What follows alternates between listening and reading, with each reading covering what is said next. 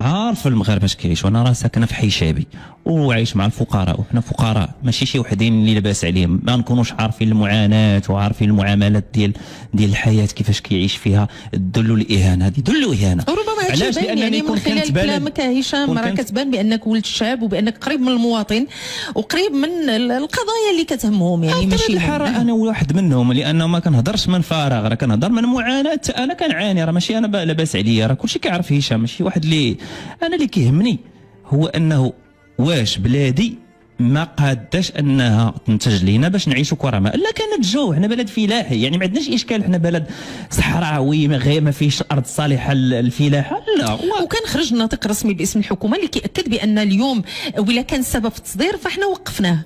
لا ما كاين لا توقيف لا والو. شوف هو هذاك غير شعبويه باش يبغيو يبردوا، ولكن المشكل انه الحكومه اللي ما عارفاش انه هي عارفه راسها راه ما غتقدرش تاخذ اجراءات حلول جذريه. الحلول الجذريه ما غتاخذهاش حكومه اللي قلت لك مرتبطه باللوبي الاقتصادي ومرتبطه بالمصالح. هذه راه ديروا عليها فهموها المغاربه. هي قلتوا باغيين الحل انكم تنتخبوا ناس اللي بعادين على الشركات. دابا هشام اللي عطى الله عطاه، دابا ربما نفكروا في حلول اللي هي انيه، حلول اللي هي الحل واضح. دابا واش يقدروا يديروا المغاربه اليوم؟ الا كان عندك انت مسؤول رئيس جماعه ولا وزير اليوم متاح الدستور يتيح للشعب انه يحرك هذوك النواب البرلمانيين.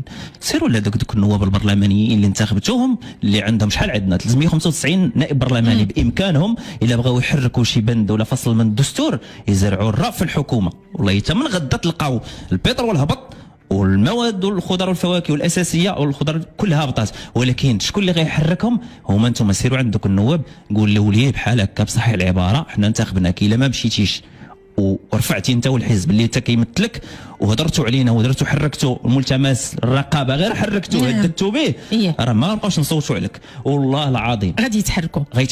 هذاك رئيس الجامعه وسمحي نعطيو الحلول لان نبقاو نعاودوا المعاناه. راه عاودنا واخا انا غادي نرجع. واش هذا رئيس الجامعه عمركم مشيتوا كساكنه وهضرتوا معاه باش يطبق يعني الواجبات اللي هو مفروضه عليه في البرنامج؟ هذا السؤال اللي مطروح اليوم شحال من واش باغيين المغاربه؟ انا نعطيك خلاصه الامر. المغاربه باغيين التغيير ويبقاو باركين في الدار.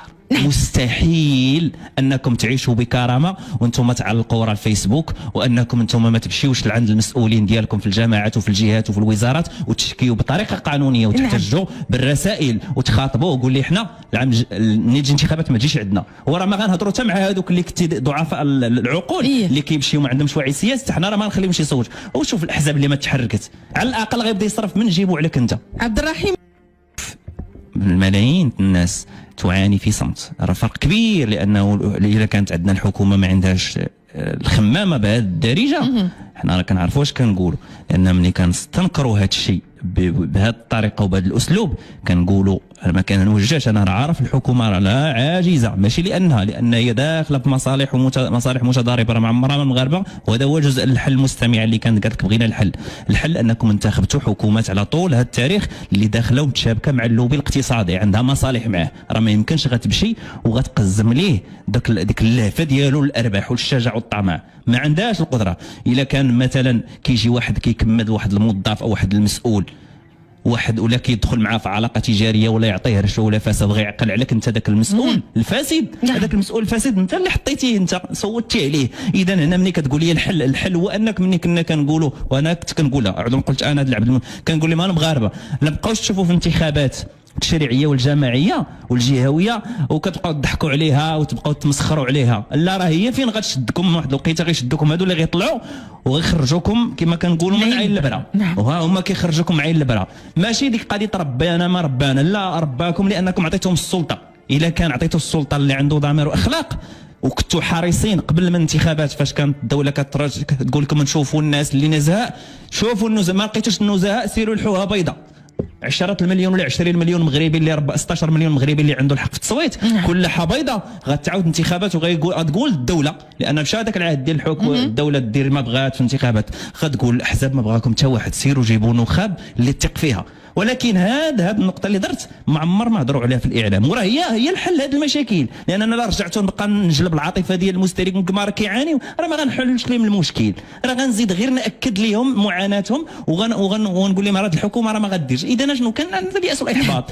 كنقول لهم لا بغيتوا الحل، وليه هاد المستمع والملايين اللي كيقول لك حنا بغينا الحل، عينا من التشخيص، عينا من، لا بغيتوا الحل نوضوا وخدموا بلادكم وحميوا مؤسساتكم وضمنوا الاستقرار، ولكن حيدوا هاد الفاسدين.